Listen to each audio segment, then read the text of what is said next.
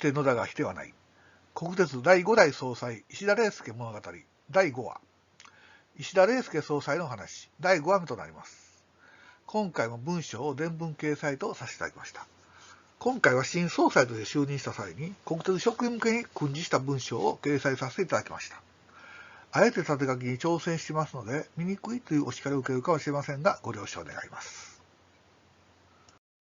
引き続き石田礼介総裁のお話をさせていただこうと思います。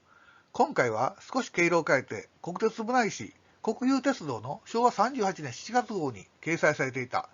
国鉄総裁就任の挨拶からを伝文引用した上で試験を述べさせていただきたいと思います。石田礼介氏は昭和38年5月、そごう総裁の後任ということで第5代国鉄総裁に就任することとなりました。国有鉄道という国鉄職員向けの部内紙の冊子で、仕事に誇りを持ってという表題で挨拶がなかされていました。あえて伝文を掲載させていただきます。国鉄職員に向けて就任の挨拶。仕事に誇りを持って、総裁石田礼介。そごう前総裁は、任期8年間にわたって、実に大きな業績を残された。戦中戦後の国史によって疲弊にあえいでいた国鉄が、よく今日まで立ち直り得たのは、職員諸君の健闘のあったことはもちろんであるが、そごう前総裁の国鉄を愛する、いや、国を思うひたむきな情熱と努力に負うところ、誠に大きいものがあると思う。今般、そごうさんの後を受けて私が国鉄の舵を取ることになったが、私は幸い過去6年間、国鉄監査委員会の委員長として国鉄を横から見てきたことでもあり、国鉄についての若干の知識と愛情を持っているつもりである。思うに、国鉄の仕事は輸送のサービスである。1年に50数億人の命と2億トンの国民の財産を預かり、その信頼を受けて文化と経済の発展に尽くす。私が半生を送った物産会社では、いわば欲得の仕事をしてきたわけだが、国鉄のように国民のためにサービスを提供するということは誠に尊い仕事である。ご承知のように、今国鉄はあらゆる面から見て重大な転機に差し掛かっているが、私は国民のためにぜひとも舵取りを誤ることなく、健全な鉄道づくりに精魂を傾けたいと思う。職員諸君も単に人や物を運搬する仕事をしているということではなく、仕事に誇りを持ってやっていただきたいと思う。しかし、国鉄のサービスの根本は何を言っても十分なる輸送力を持つことだと思う。今の状態は十分にこれを果たしているとは思えない。もちろん、このためには複線化や車両の同備等に莫大な投資を必要とする。この意味で、現在進めている東海道新幹線を含めた第2次5カ年計画は絶対にやり遂げなければいけないものだと思う。最近、新幹線工事の予算不足が明らかになり、大きな問題になっているが、これについても政府、国会のご支援を得て速やかに連合措置を講じ、初期の計画の達成に努めたい。第2次5カ年計画の完成によって、国鉄はサービスの面にも経営の面にも正規と希望を取り戻すことができ、これによる職員の士気の高揚は必ずや大きいものがあると確信している。32年以来推進している第1次、第2次5カ年計画によって、国鉄は計画以前に比べ表面的には顕著な立ち直りを見せつつあることは事実だが、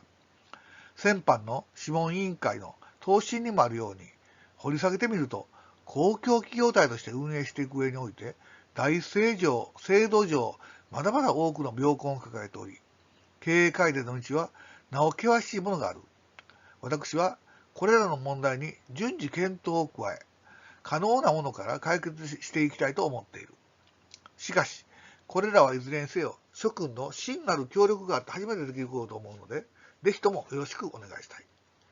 石田礼介総裁の心には、監査委員長を2期6年務めてきたことで得た素直な気持ちだったでしょう。特に国鉄のように国民のためのサービスを提供するということは誠に尊い仕事であるという言葉は、純粋に国鉄という公共サービス、パブリックサービスであると自ら信じていた側に他なりません。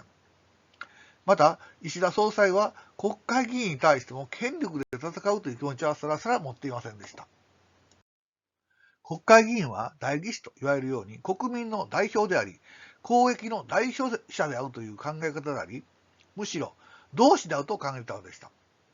それは国会議員に対して、職にも責任があるといった発言は一緒になって改めるべきは改めにこうではないかと、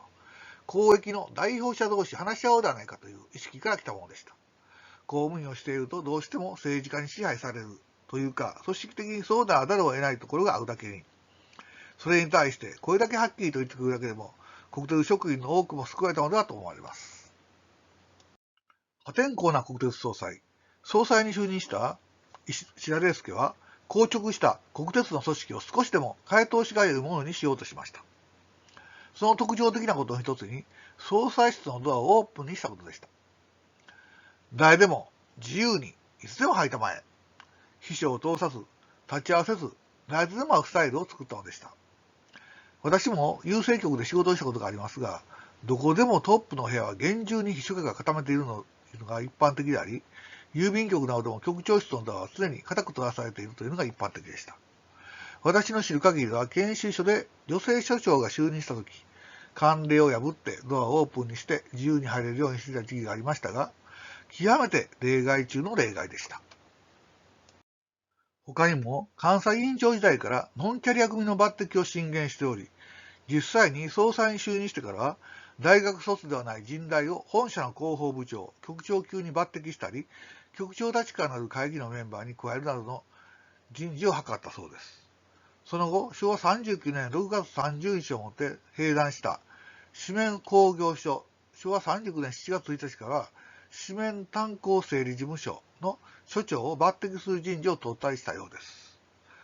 続く。